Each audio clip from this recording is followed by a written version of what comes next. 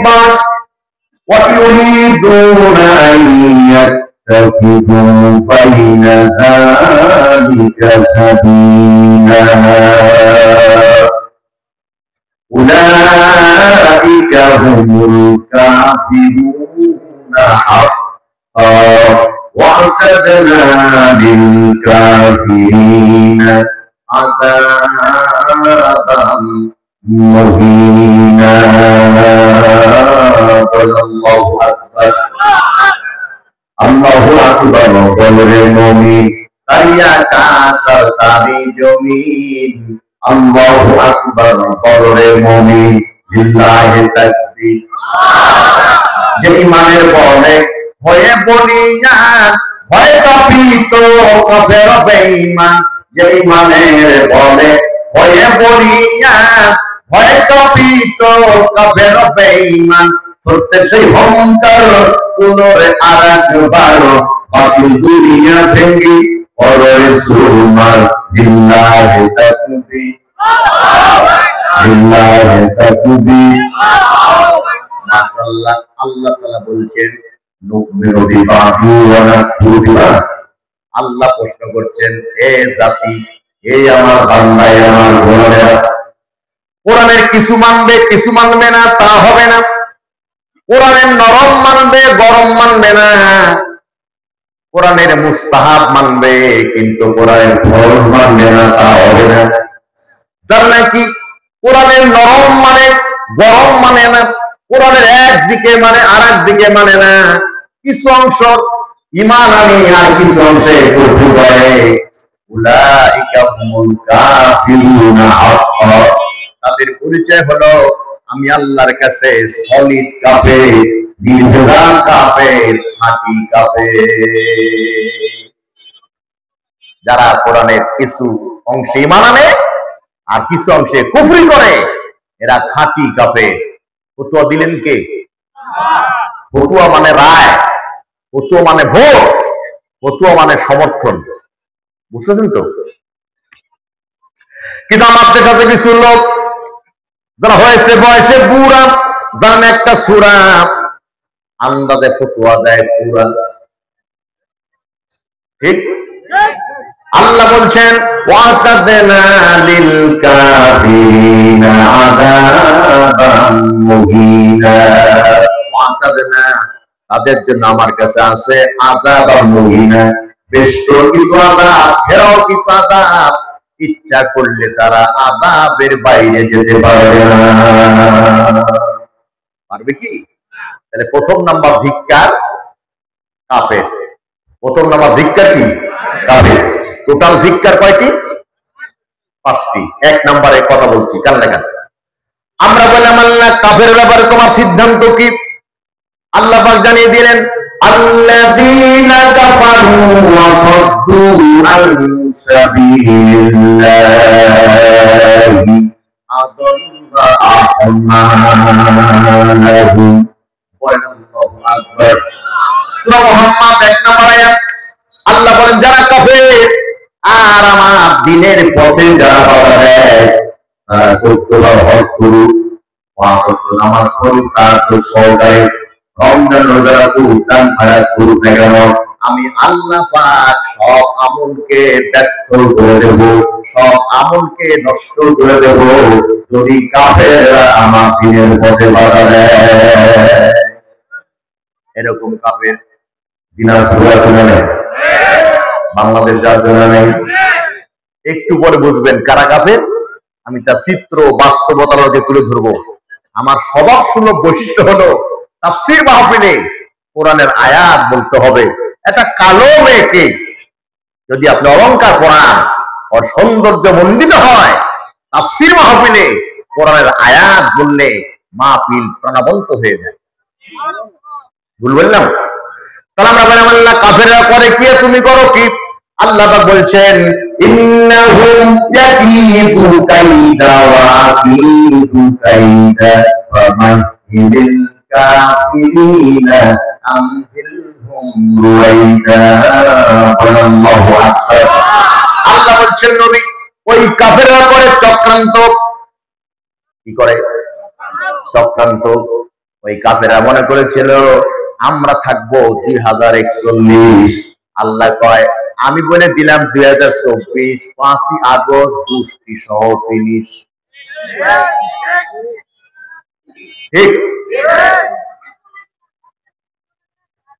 খুব কষ্ট পাচ্ছেন? আল্লাহ পাক বলেন ওরা করে চক্রান্ত, আমি আল্লাহ করি কৌশল। ধরে ধরে ধরে না, ধরলে আল্লাহ ছাড়ে না, ধরে ধরে ধরে না ছাড়ছে। আওয়ামী লীগ সরকার দেশের উন্নয়ন কম করেনি, অনেক উন্নয়ন করেছে, কিন্তু এই সরকারের কপাল পড়েছে তখন বিশ্ব আলমিন কোরআনের রূপকার তাফসীরের জনক কোরআনের বুলবুল আল্লামা মরহুম শহীদ দেলোয়ার হোসেন সাইদির হাতে হাত করা পড়িয়েছে যখন। কথা ঠিক আছে না? আমরা আল্লামা হোসেন সাইদির প্রত্যেকটা রক্তের ফোঁটার জবাব দেব।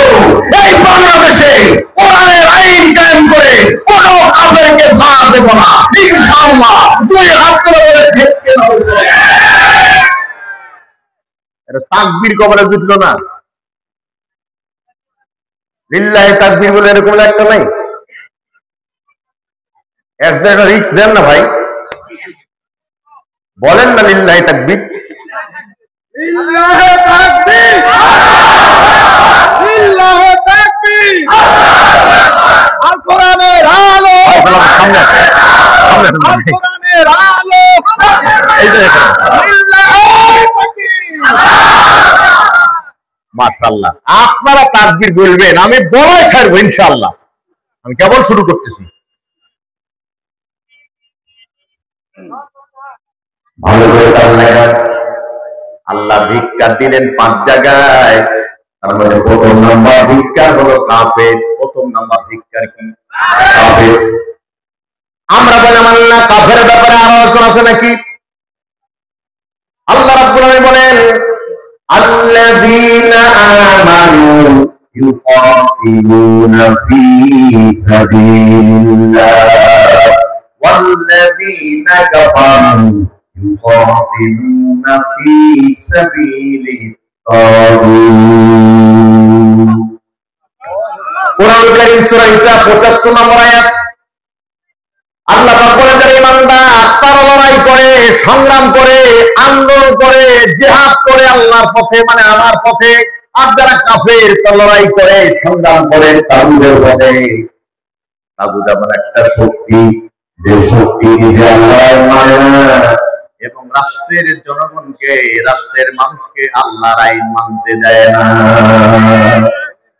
এই তাগুতি শক্তি আমার দেশে কাজ করতে বলে দেশের মেধাবী নেতৃত্বকে ধরে ধরে আয়না ঘরে বন্দী করে নির্যাতন নিপীড়ন করছে। এই মাজলুমের চোখের পানি আল্লাহ আরশ আযিমে পৌঁছে গেছে। আল্লাহ বরদাস্ত করেন নাই বলেই সাইদি সাহেবের ভবিষ্যৎবাণী সত্য হয়ে গেছে। আলেমদেরকে ধরতেছ, নিরীহ মুসল্লিদেরকে গ্রেফতার করতেছ, সময় আসবে এমন পালাবার জন্যে ইঁদুরের গর্ত ঘুরে হবে না। কথা ঠিক হয়েছে কিনা? অথবা আমরা 12 কোটি মূলে আমরা এমন একটা ধাক্কা দেব, মামার বাড়ি দিল্লি গিয়ে পালাবো। কোথায় পালাইছে? এই জামানার শ্রেষ্ঠ ওলি আল্লামা দেলোয়ার হোসেন সাইদি। 100 বছরে সাইদি সাহেবের অভাব পূরণ হবে না। ভুল বললাম ভাই? এইবার নবীজি বললেন ও সাহাবায়ে কেরাম, কাফেরের বিরুদ্ধে লড়াই করাতে দাঁড়িয়ে গেল মুসলমানেরা, সাহাবীরা দাঁড়িয়ে গেল। মুসাব রাদিয়াল্লাহু তাআলা ডান হাতে কালেমার পতাকা উড্ডীন করলেন, ডান হাতে কালেমার পতাকা উড়ায় ধরলেন, টান টান করে উপরে উঠালেন।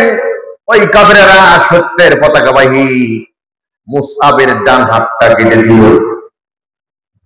কালেমার পতাকা জমিনে পড়ে যাবে, অবমাননা হবে বলে মুসা তড়িঘড়ি করে কালেমার পতাকা বাম হাতে উত্তোলন করে ধরলেন।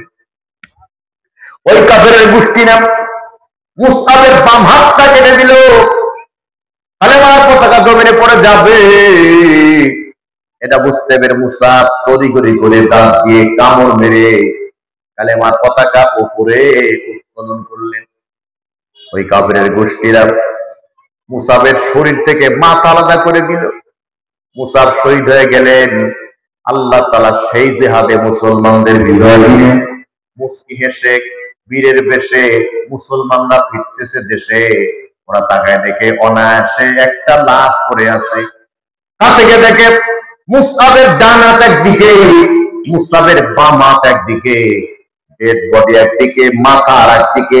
কিন্তু মজার বিষয় হলো কর্তৃত মাথায় দাঁত দিয়ে মুসআব কালেমার পতাকা উঁচু করে ধরে রেখেছে, জমিনে পড়তে দেয় নাই। আশুকুনা যত বাধা যত ভরসাই ঘর, রাসূলের পথে মোরা চলবই জীবন বাজি রেখে দিনের নিশান মোরা, বাংলার আকাশে ওরা হই মোরা কামানের মুখোমুখি দাঁড়িয়ে, মোরা কামানের মুখোমুখি দাঁড়িয়ে আল্লাহু আকবার বলবো। আশুকুনা যত বাধা, ঠিক না বেটি? কোরআনের পথে নবীর মতে চলতে গিয়ে ওই কাফের গোষ্ঠীরা মুসআবের মতো আমার ডান হাত কেটে দিতে পারে, মুসআবের মতো আমার বাম হাত কেটে দিতে পারে, আমার বাম হাত শরীর থেকে আলাদা করতে পারে, কিন্তু সত্যের পতাকাবাহীরা মুসআবের মতো কালেমার মতো মুক্তির করবে কোন কাফেরের পক্ষে সম্ভব না। এটা দমন করা মুসলমান আগামীতে ইসলামের পক্ষে কাফেরের বিপক্ষে লড়াই করতে গিয়ে রক্ত যদি লাগে, ওই রক্ত দিয়ে স্ত্রী যদি মৃত ভয় হোক, সন্তানের ভয় হবে, তারপরেও মুসআবের মতো কালেমার কথা উত্তীর্ণ করার জন্য বুকে তিক্ত রক্ত বাষ্প দিতে কারা কারা প্রস্তুত আছো? তুই হাত তুলে আল্লাহকে দেখাও।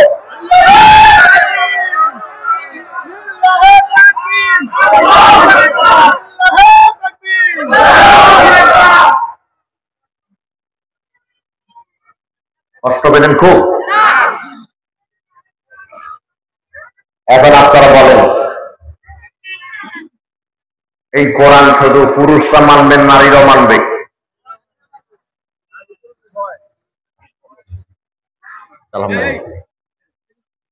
প্রধান অতিথি মাশাআল্লাহ, প্রধান অতিথির আগমন জনাব মোহাম্মদ ইলিয়াস কবির সাহেব। বাহ, তরুণ ভাই, যুবক, মাশাআল্লাহ। তাহলে আমি একটু ব্রেক দিয়ে দেই, ভাই ব্যস্ত মানুষ, দু একটা কথা বলে বিদায় নিন নাকি? থাকবেন ইনশাআল্লাহ? দুই হাত তুলে বলেন থাকবেন ইনশাআল্লাহ। তাহলে পরিচালক মহোদয়কে মাইক ছেড়ে দিচ্ছি ওর নামটা ঘোষণা করার জন্য।